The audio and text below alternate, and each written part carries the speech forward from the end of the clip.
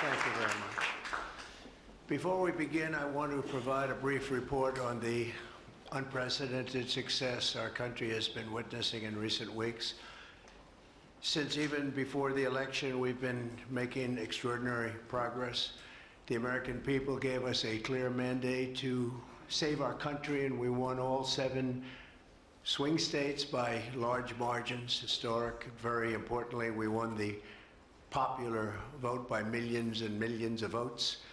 Also, all 50 states, as you know, shifted toward the Republican Party, and that's never happened before. All 50, every single one of them. In our first week in office, we set records, taking over 350 executive actions. That's not been done before. And it has reportedly been the single most effective opening week of any presidency in history. And we want to keep it that way. We want to keep it going.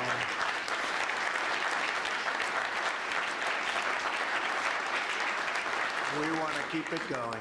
We've broken from decades of failed Washington policies and restored common sense and sanity to our government.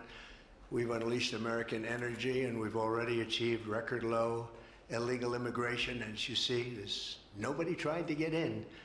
And that's what we've been waiting for a long time, and gotten woke ideologies out of our government and out of our military.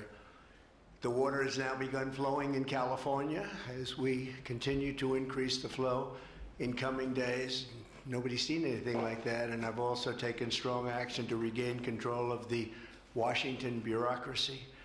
Just for clarification purposes, because it was incorrectly reported yesterday, we have informed the federal workforce, which they've looked to do for many years, that if they're working for the federal government, they must show up to the office on time and on schedule. We don't want them.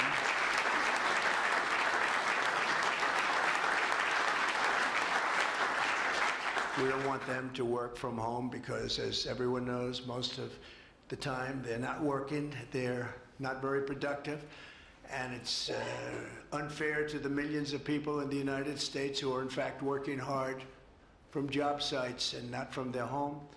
As federal employees, they must meet a high standard. They're representing our government, they're representing our country. If they don't agree by February 6th to show up back to work in their office, they will be terminated, and we will therefore be downscaling our government, which is something that the last 10 presidents have tried very hard to do but failed. Most of the people we're talking about have not been going to their federal offices in many, many years, from even before COVID.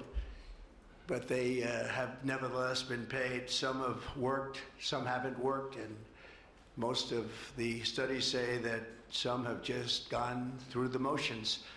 We may ask these people to prove that they didn't have another job during their so-called employment with the United States of America, because if they did, that would be unlawful. As you understand, a lot of people are getting paychecks, but they're actually working other jobs, so they'll have to prove that to us that they weren't. In any event, we're requiring them to show up to work or be terminated.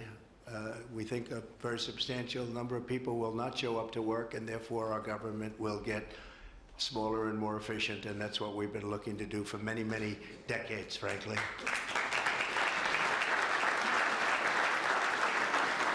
Thank you. In addition, there was a short-term pause or funding freeze on certain discretionary spending payments, such as government grants, only for us to quickly look at the scams, dishonesty, waste, and abuse that's taken place in our government for too long.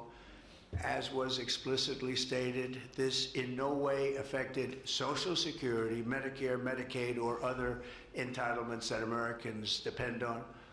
I've made abundantly clear from the very first day that I ran from office. That was a long time ago now. That's 2015. If you think about it, I announced in 2015, and we won in 2016. We did very well in 2020, but we did really well just recently. And I'm restating right now to correct any confusion that the media has purposely and somehow, for whatever reason, created Social Security, Medicare, Medicaid have not been affected by any action we're taking in any way, shape, or form. We are merely looking at parts of the big bureaucracy where there has been tremendous waste and fraud and abuse. In that process, we identified and stopped $50 million being sent to Gaza to buy condoms for Hamas. 50 million. And you know what's happened to them?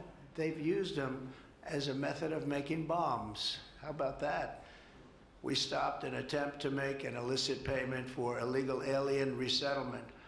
We canceled $181 million in DEI training contracts. This is just for the training of people in DEI, which has been terminated and completely terminated. And we paused $1.7 billion in unauthorized payments to foreign organizations, including stopping more than $40 million that was on its way out the door to the very corrupt World Health Organization, which has not done its job and not done it properly. We also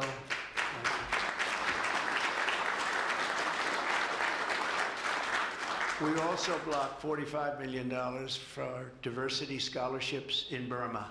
45, that's a lot of money for diversity scholarships in Burma. You can imagine where that money went. These were the types of payments, and many others. I could stand here all day and tell you things that we found, and we have to find them quickly because we want the money to flow to proper places. But these were the payments and types of payments affected by the temporary freeze, and the American people strongly support these efforts. I talked about it during the campaign, and they voted for us in record numbers. Every single day, we're now putting America first and fighting to get the most out of every single tax dollar for our great citizens. We've gathered this afternoon to take another historic action. However, in a few moments, the Laken Riley Act will become the very first bill that I proudly sign into law as the 47th President of the United States.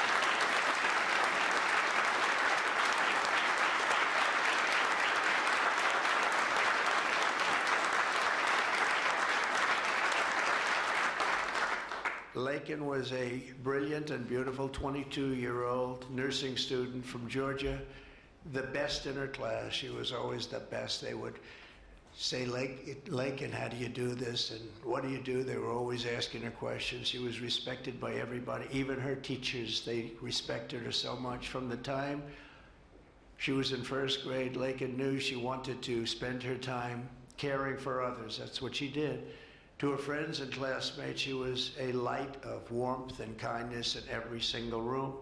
To her parents and family, she was everything in the world. They've had a miserable period of time.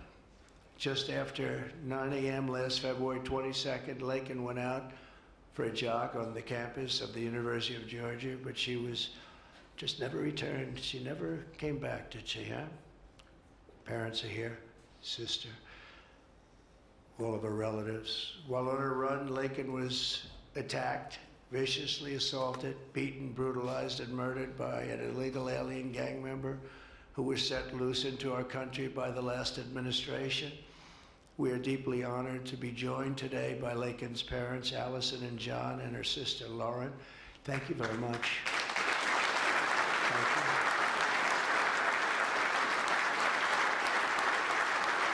So sad. We were together right after that happened, and it's a tremendous tribute to your daughter, what's taking place today. That's all I can say, but it's so sad we have to be doing it at all. Thank you very much for being here.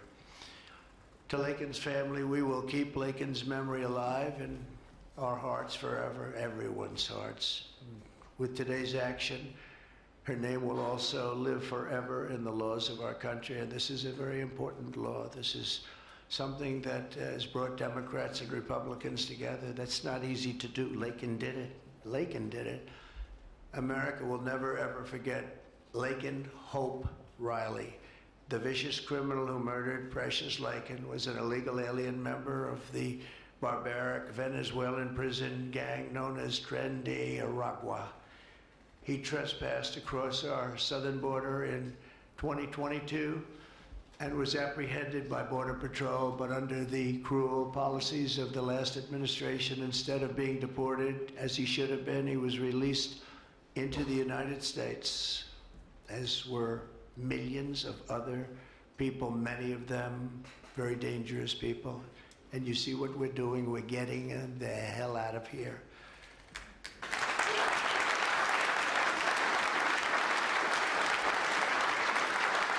He was soon arrested again in New York City on charges of endangering a child, but because of New York City's deadly sanctuary policies, as we have in California and many other places, which we're ending, we're going to end them, he was released again to reoffend.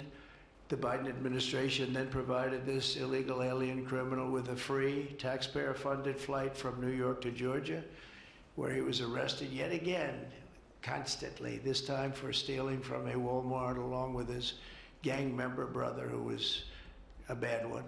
Only after being released a third time by the U.S. law enforcement did this cold-blooded criminal go out in that fateful morning hunting for women on whom to prey. That's what he did. He hunted. It was like a hunter. We're going to show him who the hunter is. This horrific atrocity should never have been allowed to happen. And as president, I'm fighting every single day to ensure that such a tragedy never happens again. We don't want this to happen.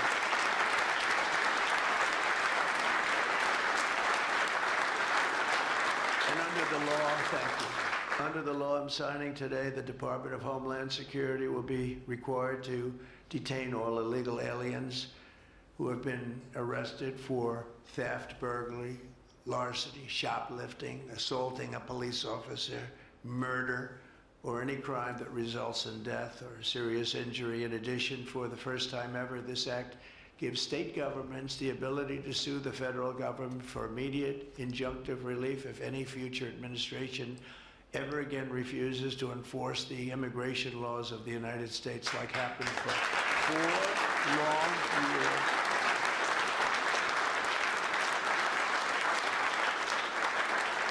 And that was happening for 4 long years, frightful years.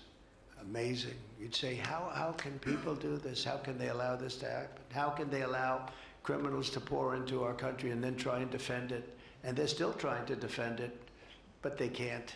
That's why I'm here instead of somebody else, actually. It's the biggest reason. I believe it's the single biggest reason. Inflation was horrible. Many things were horrible during that administration. When you look at what took place in Afghanistan, the way they got out, not that they got out, but the way, so many things were horrible. But to me, this was the worst of all. It's a landmark law that we're doing today. It's going to save countless innocent American lives.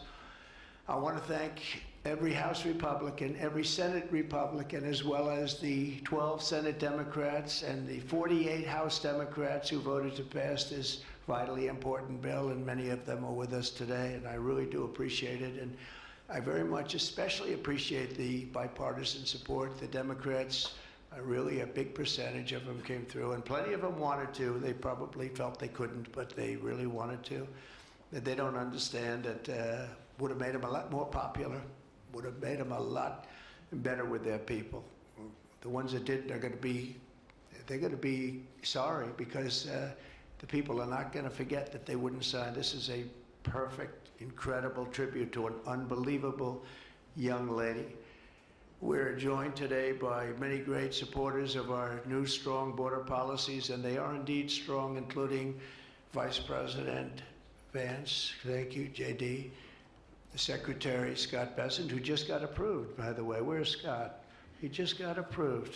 Scott, I'm very impressed. Got a lot of Democrat votes. Yeah.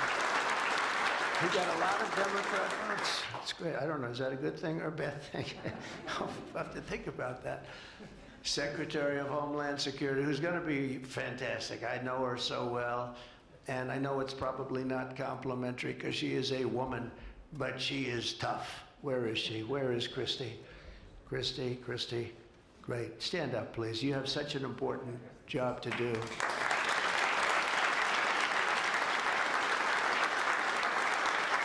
Really great. Thank you very much. And don't let that look fool you. That look is She's tough, and she cannot stand that she's having to sit here and even listen to this today.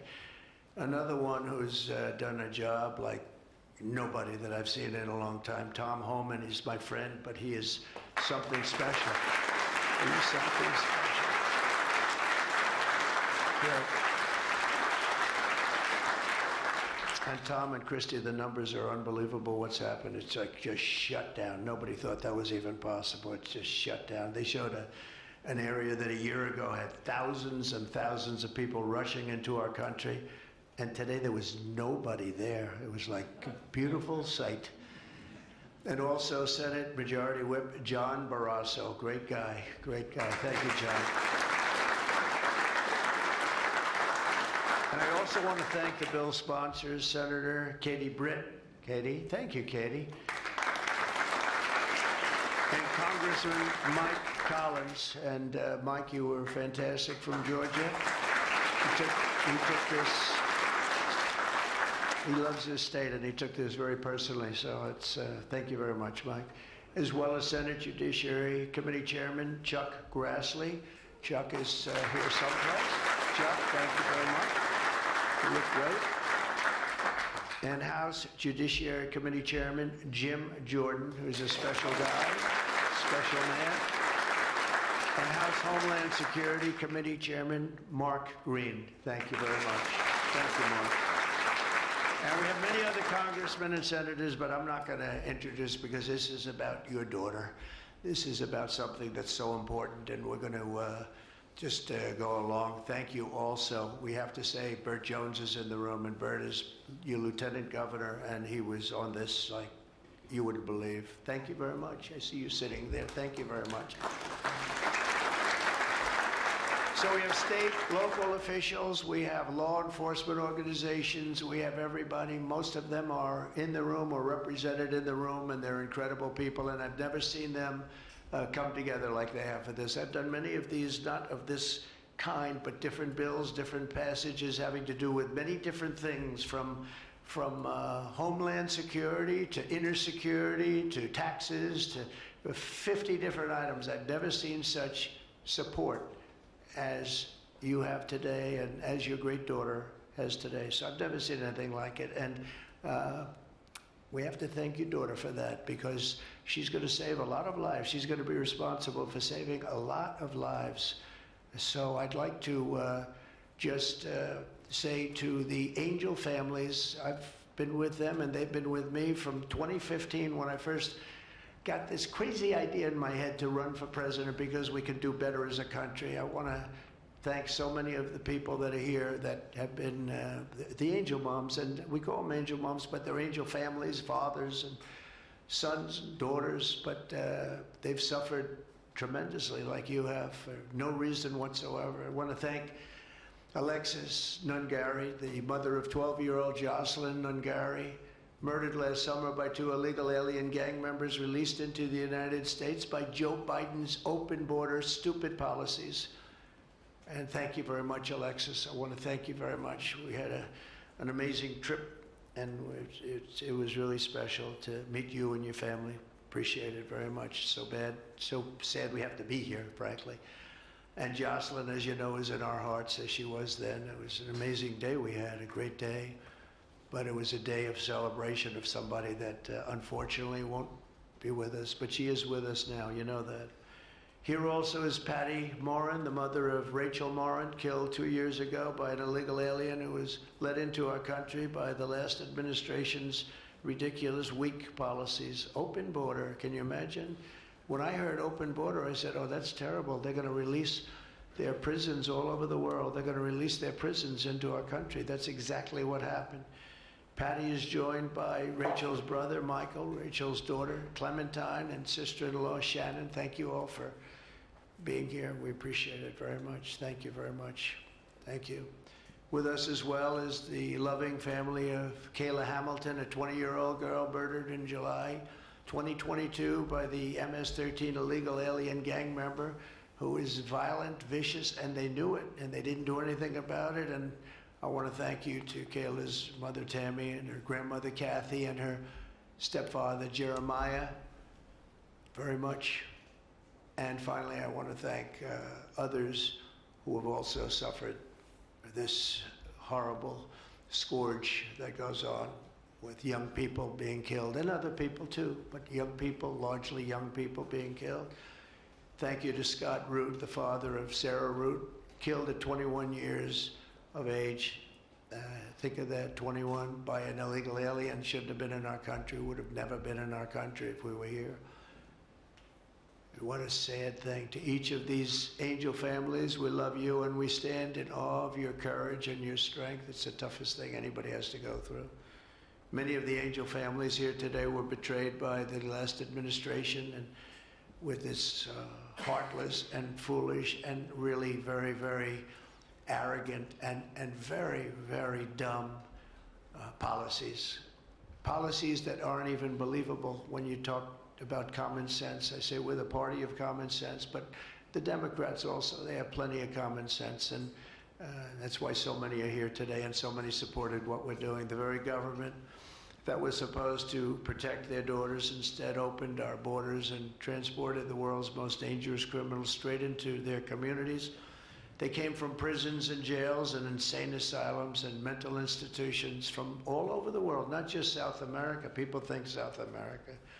They come from all over the world. They come from every continent. And they came here by plane, and they were loaded onto buses, and they were driven right up to our border, and they drove right through the border, and nobody even said a word to them. And in those buses and those cars and those trucks were some of the meanest criminals anywhere in the world. As of last September, 425,000 illegal alien criminals were roaming free, including 13,099 convicted illegal alien murderers, of which about almost 50% killed more than one person, and they were roaming all over the country in our farms, in our cities. Under the Trump administration, we're moving with urgency and speed to get these vicious and violent criminals the hell out of our country and to restore law and order to our suburbs, our cities, and our towns. And we're going to do it with Tom and with Christy and with all of the people that are working so hard on this. This week, compared to a comparable time a year ago, think of this, the number of illegal border crossers has already fallen by more than 100%. And because the election was coming, they started getting a little bit tougher on the border. They tried to follow our policies, and they did much better, but it still was horrible. The numbers were still horrible, so that's 100% over those. They only did it because of the election, so they knew what they were doing was wrong. And those who do cross the border, and you're seeing that every time, all you have to do is turn on your television set or pick up a newspaper, or read any form of new media, because we have a lot of new media today, fortunately, that's letting the word get out. But they're watching these people be captured and removed from our country. ICE arrests have risen by 15 times in just a short period. And over the past 8 days, the heroes of ICE and Border Patrol, we can never forget Border Patrol. Those people, I've gotten to know so many of them. Our border czar, as you remember, never went to the border and never made a phone call. She was the border czar. She never made one phone call. They went to the heads of border. They went to the heads of ICE. Did you ever get a call? No. And she admitted she never made one call, but she was the border czar. And that's exactly what our border was all about. The heroes of ICE have arrested thousands and thousands of illegal alien criminals, including hundreds of gang members, traffickers, child predators, terrorists, and murderers. For the first time in history, we're loading dangerous and illegal aliens into military aircraft and flying them back to the places from which they came. You probably read about Colombia 2 days ago. They said, no, we're not taking them. I said, we're going to take them. You're going to take them. You're going to like it, too. You're going to take them.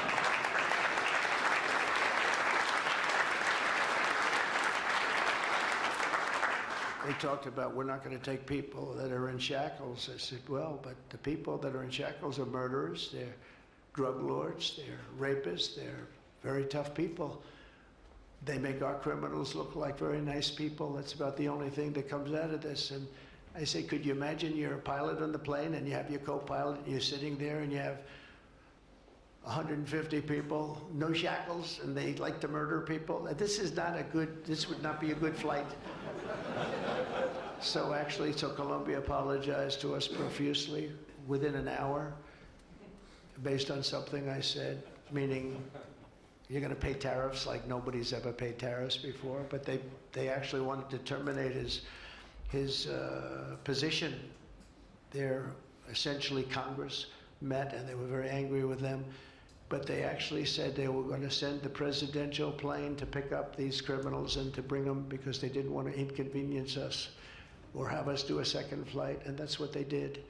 And I appreciate it, and I do appreciate the people of Colombia are wonderful people, and the representatives really acted well, and I appreciated they took back that tough talk. But, you know, we may have tough talk from others, but it's not going to mean anything. They're going to all take them back, and they're going to like it, too. They're going to like it. They're going to take it back, and they're going to like it. Today, I'm also signing an executive order to instruct the Departments of Defense and Homeland Security to begin preparing the 30,000-person migrant facility at Guantanamo Bay. Most people don't even know about it.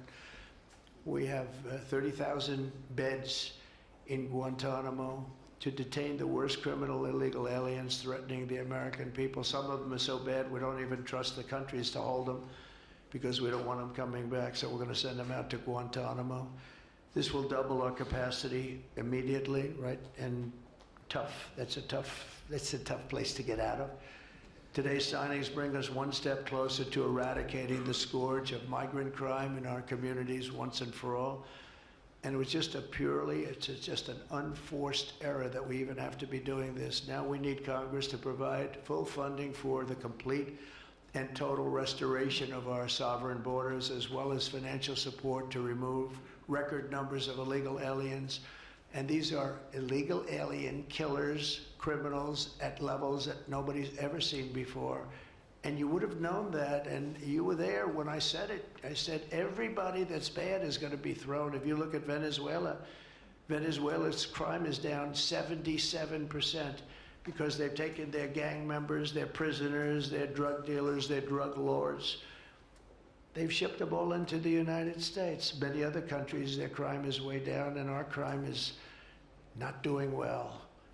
But we're going to have it do really well very soon, and we're shipping all these people back where they came from. And now, before I sign the Laken Riley Act into law, I would like to ask Laken's really incredible mother, who I've gotten to know. A very sad day I got to know her. But this is an amazing tribute to an amazing young person. And if you could come up, Allison, and say a few words, that would be great. Thank you very much.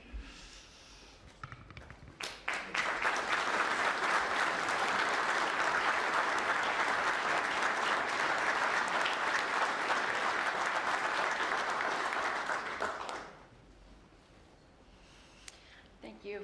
Thank you, Trump.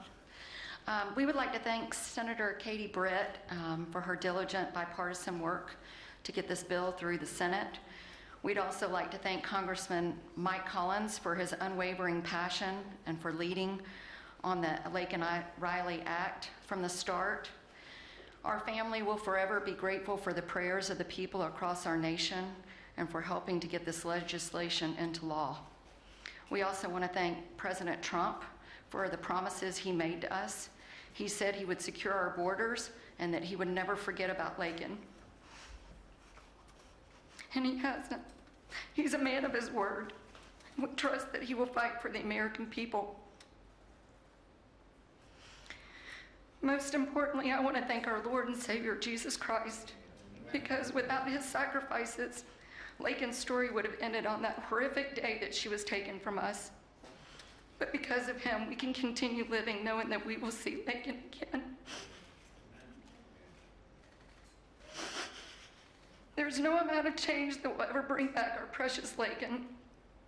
Our hope moving forward is that her life saves lives. We're so thankful that her passion for helping others and her legacy for doing good in the name of Jesus Christ will carry on. Thank you.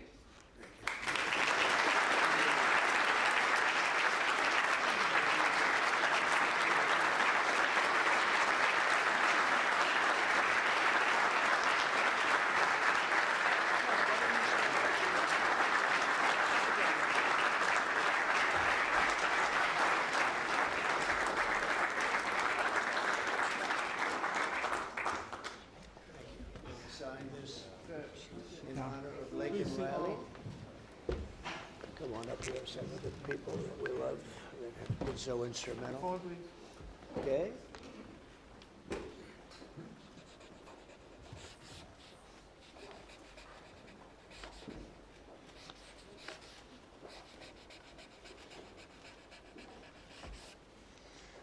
Okay.